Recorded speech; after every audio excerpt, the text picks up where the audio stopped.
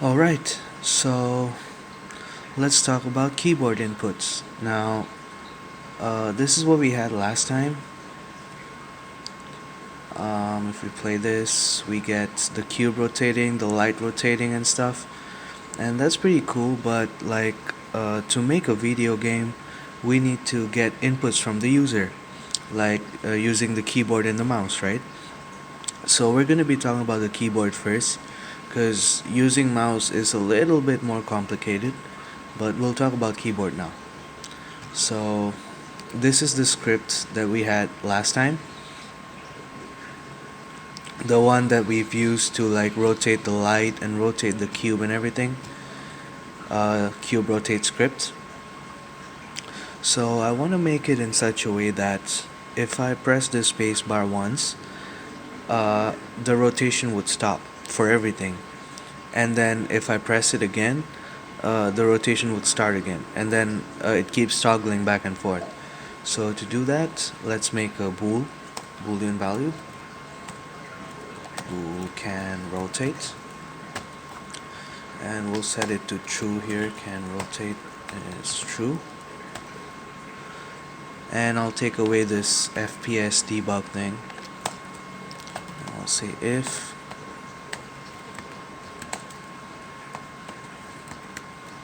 can rotate, then it would rotate, right?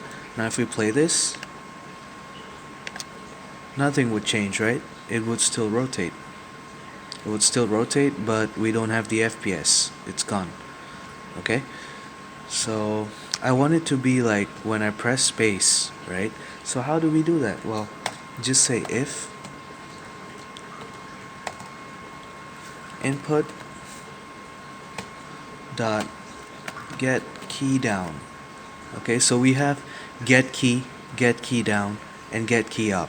So what is get key down?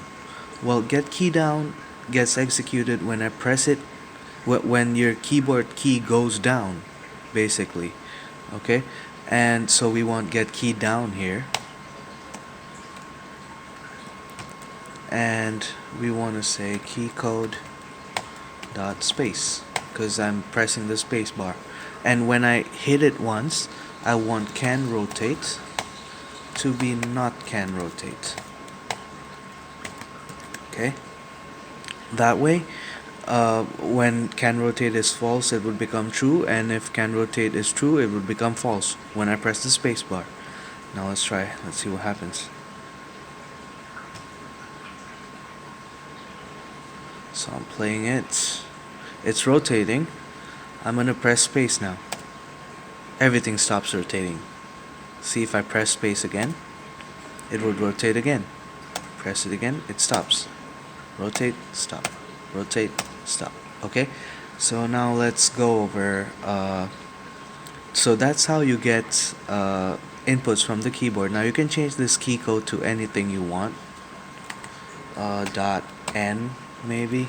So if I press the N key, it would start and stop.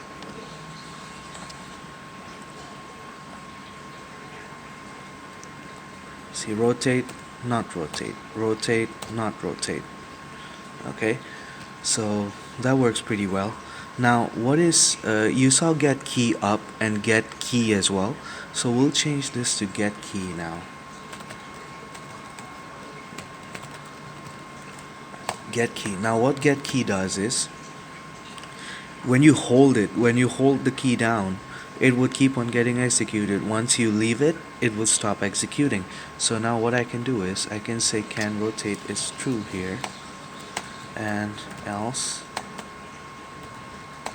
can rotate is false. Okay, so in the beginning it would not rotate.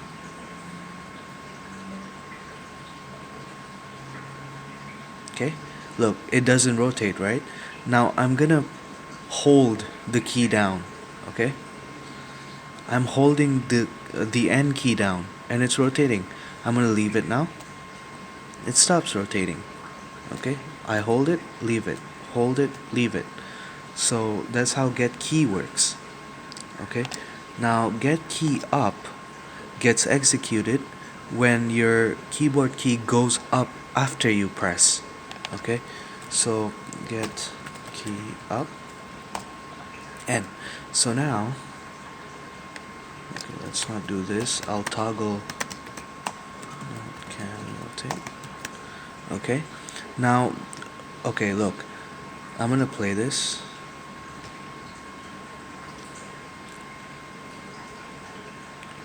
It's rotating, right? Now I'm pressing the N key down. I'm holding it down, but it's not stopping. Once I leave it, it stops. Okay? I'll do it again. Nothing is happening. I'm pressing it, but nothing is happening. So now I'm going to leave it, and there you go. Okay? So that's the basics of keyboard input for Unity. And now we're going to be talking about levels, scenes in Unity. So what are scenes in Unity? Well, scenes are like your levels in games, right? So how do you make a new scene? Well, you can just go to File, New Scene. Okay, you have a new scene here. Now, what happened to your last scene with all the cube and everything? It's empty now, right? So what happens to your last scene with the cube and everything? Well, it's here. Remember in the first video we've saved it? Now it's still there. Just double click on it and it would open it. Scene 1. Okay? And all your cube and everything comes back. So now, let's make a new scene. New scene. Let's name it, do Control S like what I said in the first video. Control S. And scene 2. Okay, save. So scene 2, I want to have a sphere in scene 2. Okay, that's a sphere. Very good. Control S. Now, how do we switch between levels? Well, this is your scene 2, and this is your scene 1. Okay, I want to keep switching between scene 1 and scene 2 every time I press the space bar. So how would I do that? Well, go to File, go to Build Settings. Make sure you have both the scenes here. So now I'm gonna go back to my project, and I'm gonna drag scene 1, scene 2. Okay, and you can drag them up and down, depends on which one you want the game to start with, whichever level you want. I'm gonna start with scene 1 and then go to scene 2. Okay, so close this. I'll make a new script, create C# script, and name this level switcher. Okay, I reload all. So I'm gonna make a game object, a cube. Now this is this is how you can rename, by the way. Just click on it and click on it again. You can rename anything. Level switcher obj for object. So, and this is how you enable and disable components. Just untick or tick you want, right? So now look at this. If I go here, you can see the cube there, right? When I disable the renderer, it would disappear. Okay, now I don't want the renderer and I don't want the collider as well. I'll talk about the collider later. So first I'll connect that script, level switcher, to this, and then I'm gonna go here and go to level switcher. Okay, this is your level switcher. So we're gonna make it like when we press space, it would go back and forth, right? So let's do this. If input dot get key down key code dot space, and then we want application dot load level. This is how you load a different level. Okay, and then we have to pass in the level index here.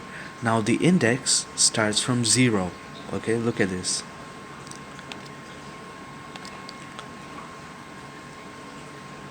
So scene 1 here is 0 here. Scene 1 is 0. Scene 2 is 1. So it starts from 0, right? So I'm gonna close this, go back here, and I'll have a public int level index. Okay, and I'm gonna pass in level index here, level index. So what we can do is we can just go back here, go to level switcher, and I can say 1 here. Now when I play it and press space, it would switch to this, to the next level, right? And I want it to be like when I press space again, it would go back to the last level. So we'll go to scene 2 now. We'll go to scene 2 now and create a game object. No box collider, no mesh renderer. Let's call this level switcher. And let's add component level switcher, go to 0. Okay, now if I go back to scene 1, play it, press space, it would shift. I keep on holding space because we're on input.get key down. We should, if you want to do that, it's better to do like using get key up, so that you'll have to press it again for it to switch. Okay.